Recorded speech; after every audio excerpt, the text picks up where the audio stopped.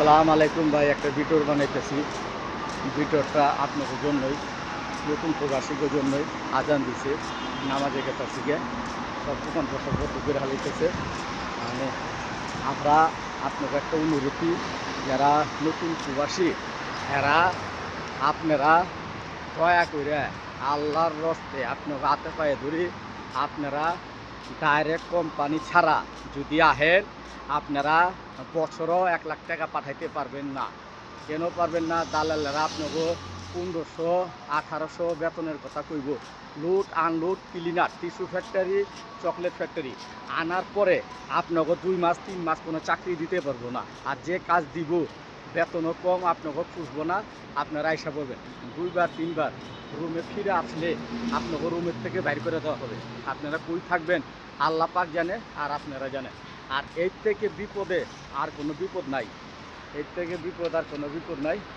দয়া কইরা direct company 800 টাকা বেতন, 200 টাকা খানা, 1000, হয়তো 900 টাকা বেতন, 200 টাকা, 900 টাকা বেতন, 200 টাকা খানা 1100, হয়তো 700 টাকা বেতন, 200 টাকা খানা 900। এইসব কোম্পানির মধ্যে যদি আপনারা আহেন নিশ্চিন্তা বাংলাদেশ থেকে আয়া বিমানেতে পড়বেন, আপনাকে বেতন ছাড়া বাংলাদেশ থেকে আহার পরে আপনার আকামা ব্যাংক কার্ড সব করে দিব, ইন্স্যুরেন্স করে দিব। 2 বছর পরে দেশে যাবেন, ছুটি দিব কোম্পানির টিকিট, তারপর অন্য অন্য সুযোগ সুবিধা সবই পাইবেন। 8 ঘন্টা ডিউটির পরে বাইরে 10-15টা গাড়ি 20টা গাড়ি ধুতে পারবেন।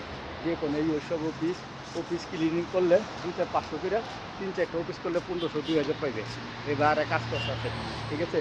তাইলে আপনার কোনো সমস্যা নেই। না হইলে আপনারা যে বিপদে পড়বেন ভাই, কাইন্দ কুল পাইবেন না, কোনোই নেই। আমরা আইছি, আমরা বুঝতেছি, এই জন্য পরামর্শ দেই যেন আর কোনো প্রবাসী বাংলা ভাইয়েরা নতুন অবস্থায় আয়া যেন এইসব বিপদের মুখোমুখি না হয়। এরে আমরা তো যাই আয়া বিপদে পড়ছি, কিন্তু পুরান লোক, হিন্দি জানি, আরবি জানি, ঠিক আছে? কেরে সৌদি আরবে থাকি গেছি 10 বছর, অভিজ্ঞতা আছে, সব রাস্তাঘাট চিনি। আমি ড্রাইভার, আমার সৌদি লাইসেন্স আছে, কাতারের লাইসেন্স আছে, বাংলাদেশের লাইসেন্স আছে। আমার সমস্যা নেই। আমার চাকরি অফার কয়েকটাই কইতেছে, আমি হাউজে যাইতেছি না। হাউজে আমার কাছে ভালো লাগে না। রাইট নিয়ে দিন এল্লা সাইয়ারা সব বুঝলেন, ওরা অনেক প্যারাশানি করে।